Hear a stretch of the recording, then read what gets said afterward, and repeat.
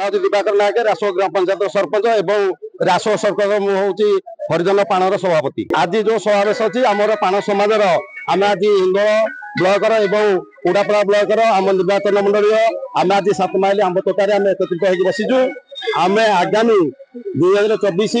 निर्वाचन में आम पाण समाजर पाण लोक को टिकेट देले माननीय मुख्यमंत्री आम निश्चिंत भाव में हिंदोल निर्वाचन मंडल दीपापन कर अन्य कैंडिडेट क्या देले ये शोचनीय परास्त हम आमर परसेंट अधिका पाण संप्रदाय लोक आम 52% अच्छु जो माननीय मुख्यमंत्री हिंदू नवीन पट्टनायक और पांड्यान खान को आम अनुरोध करूँ। नृसिंह नायक सोनपड़ा पंचायत हिंदोल ब्लॉक नृसिंह नायक आमर 20 वर्ष संपर्क पंडित मित्रता ज्ञाति सम्मेलन को आम सौदाती समाज महाबैठक आज अनुष्ठित हो जाए। आम हिंदू 75 तम भारत सरकार बर्तमान आम राजगुड़ा अमल आसी उपस्थित समस्ते स्वजाति पाण समाज आम सब टिकेट पाई आसती तेणु से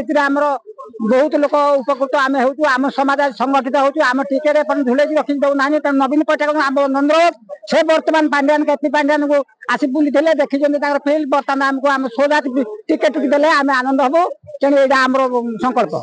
ढेंकानाल जिला पाण समाजर सभापति मु श्री पीतवास नायक मु ओडापड़ा ब्लकर घर मोर पंचवटी मु पाण समाज दीर्घ 18 वर्ष है